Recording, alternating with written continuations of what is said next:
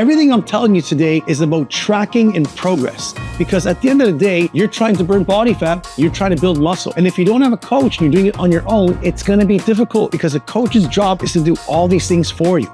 A doctor checks your health status. A dentist takes x-rays of your teeth. Your accountant looks at your profit and loss statement. If you're trying to burn body fat and build muscle, are you keeping track of any variables? And if so, what are the most important ones? My name is Coach Dimitri, and today I'm gonna be taking you through the 6 key important tracking measurables that you should be looking at each and every week. Let's go.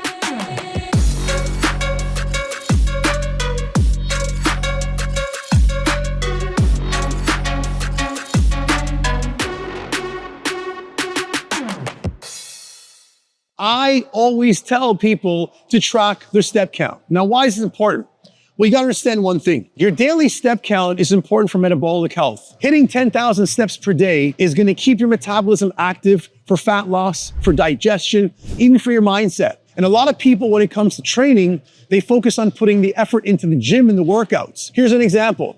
You may do 4 workouts in the week, and you may spend an hour doing each workout. But during that workout, you may burn between 4, 5, 6, let's say 800 calories. But if your daily step count is under 4,000 steps, that workout is not efficient enough to give you the caloric burn, to burn as many calories as you need to actually lose weight. And if you're not keeping track of your daily step count, you're not gonna know how to break plateaus. When I'm not physically in front of the client, and I'm not actually there to see what they're doing each and every day, you're basically guessing. If you have an average of 6,000 steps per day and you're working out 3 times a week and you're following caloric deficit and you're still not getting results, an easy variable to check and change is to increase your step count. You have a control variable that you can change. Getting results in fitness is based on doing things systematically.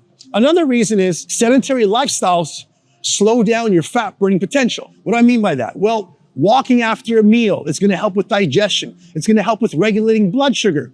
A lot of people are sedentary all day. So if you're able to start walking more frequently, you're going to increase your step count. If you're looking at your step count every day, if the results change, you know what it's from. And now you have control over your future outcome. A study from the Journal of Obesity found that individuals who consistently walk 10,000 steps per day are 46% lower risk for obesity compared to those who walk 4,000 steps per day. That's a stat you can take and utilize for great results. Number 2, we're talking about tracking your exercise sessions and also tracking what you do throughout the week. You don't want to go aimlessly into your workout and say, today I'm gonna do something, I'm gonna do chest, I'm gonna do back. You want to have a system that you're going by, but also you want to keep track in a calendar what you're doing. For example, if Monday is a total body workout and Tuesday is a cardio workout and Wednesday was skating with your kids, and Thursday was a lower body workout. Friday, you skipped. Saturday, you went for a walk with the wife. And Sunday, you played hockey with your buddies. If you track your workouts and you track it over the month, when you're stuck and you're not seeing progress, you can look back and look at patterns. You're like a detective here. And you're saying, over a month period, if I look at the month and I see each week, I got 3 workouts in week 1, I got 2 workouts in week 2, I got 3 workouts in week 3, and then in week 4, I had 5. You see there's a scatter of exercise there. So you can't really predict what the outcome is going to be. Track daily. By tracking how many workouts you have better understanding of what predictions are going to come and what you can change with your workout. Because if not, you're not making progressive overload progress. So you want to be able to track things over a period of time. If you notice that 3 workouts per week are consistent, you're at 5,000 steps per day, and you're in a caloric deficit, if you're not getting results, all you have to do is increase your step count to 8,000, add another workout into your week, making it 4, and then keep the same caloric deficit, and you will get results. A 2019 study for the Journal of Strength and Conditioning actually put together a report that says people who track their workouts on paper are 47% more likely to increase strength and increase their power capacity versus those who don't. Why is that? Because what you don't measure, you cannot manage. Ooh. All right, number 3, let's talk about sleep patterns, the underestimated recovery tool for everybody. In a 2011 study by JAMA Incorporated, they found out that men who sleep less than 6 hours per day can have 10 to 15% lower testosterone levels. That's crazy. And when it comes to training, a lot of times people think they can out-train a poor night of sleep. Well, actually you can't.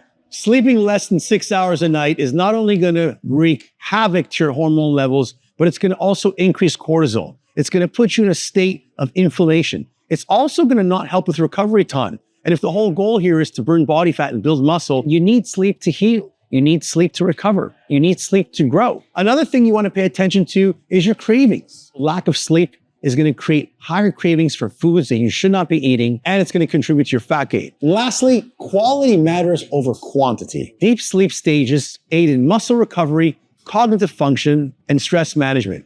All this talk about sleep is making me tired. I'm going to take a little nap.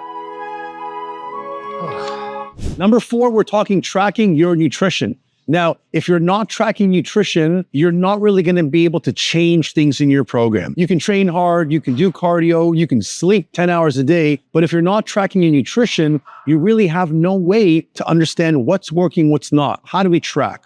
Well, there's a few different ways. The beginner person can just take a picture of their meals, and then over a period of a few weeks can look back and track and say, okay, you know what? At least I'm taking pictures of my meals and I kind of have an idea. The more advanced person would say, I'm going to write it down. Now, you can write it down on a piece of paper. You can use one of our apps that we have. You can actually track what you're eating. You need to know how much protein you're having per day, how many carbs, and how many grams of fat, because all these equate to your total calories per day. A 2022 study in the American Journal of Clinical Nutrition found that people who consume 1 gram of protein per pound of body weight were 40%, did you hear that? 40% more likely to preserve and maintain their muscle mass throughout their lifestyle compared to those who don't. But what's key here is to experiment with numbers. If you don't take the time today to track your food and be on track, how are you going to be able to expect a result within 30 days of you doing your program? It's not gonna happen. Number 5, we're talking about taking measurements and photos. You see, the scale can sometimes lie to you. And as much as it's gonna give you accurate information, it's not gonna be the same as you actually taking the measuring tape, putting it around your arms, and giving it a measure.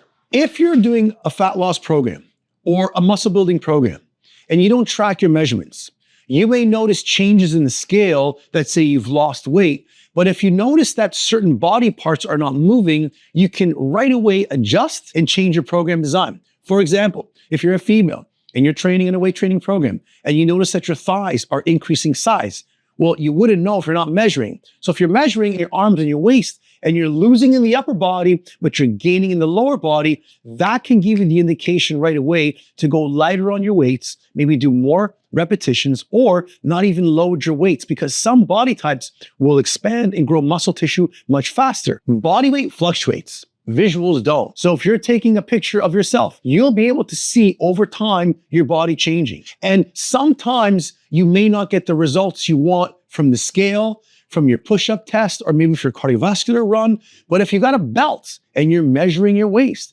or you're tightening your jeans and that belt's getting tighter by 1 notch, it's an indication that you're moving in the right direction. Celebrate your visual wins. If your waistline's getting smaller, celebrate. If you feel like you're getting more defined in the images, celebrate. And remember, muscle is more dense than body fat. So sometimes if you're building muscle and you're a beginner and you notice that your measurements are increasing, but your body fat percentage is lowering, that is a good thing. Do not be afraid, especially for women out there. You see, we need to work on building muscle capacity as we age, which is going to be the muscle of longevity. If you're constantly looking at losing weight, losing inches, some of that loss may be muscle tissue, and that's not good. And number 6, and last but not least, an increase in metabolism. You want to check on a weekly basis. Do you feel hungrier? Do you notice at nighttime, when you typically were full after dinner and you had no appetite, now you're seeing at 10 o'clock, 11 o'clock at night, you're getting hungrier? That is a sign of progress because your metabolism is increasing. The biggest problem people have when it comes to fat loss is stunting their metabolism and decreasing their BMR. How do they do that? By lowering their amount of food they're consuming. If you constantly consume less food, and if you're not losing weight and all you do is subtract your calories and subtract your carbohydrates, but you're not actually lifting weights and building muscle tissue, your basal metabolic rate will slow down. That's your body's natural calorie number that you burn every day by doing nothing. If your BMR decreases, you're not going to increase muscle mass. If your BMR increases, your metabolism slows down. If those two things happen, you're not going to get any results. So pay attention to appetite. According to a research study at the Harvard Medical School, found that men who train 3 times a week with resistance training burn 140 calories more per day than those who don't. That's astonishing. So what does that mean? The more you lift weights, the higher metabolism is going to be. The higher metabolism is, the more your appetite's going to be. Remember, your metabolism will slow down with age, not because God gave us a curse, because our muscle tissue is not being challenged. We're not lifting weights. So if your muscle tissue slows down, your metabolism will slow down. So keep this in line. If your appetite increases, it's a great thing. You know what? I'm getting hungry. I'm going to go eat. All right, guys, you have it. The 6 important variables to keep track each week to getting key progress for your health and fitness goals. Remember, if you're not tracking your progress and you're not measuring what you're doing, like the old saying goes, you can't manage what you don't measure. And if you're not getting results, it's going to lead to lack of progress. Lack of progress is going to lead to you being unhappy. And fitness is a beautiful thing. Fitness is something that you should be excited to be participating in for life. If you feel you got any value from this video, if you learned anything and you know someone needs help, please do me a favor, share this video with them, like and subscribe, and I'll catch you in the next one.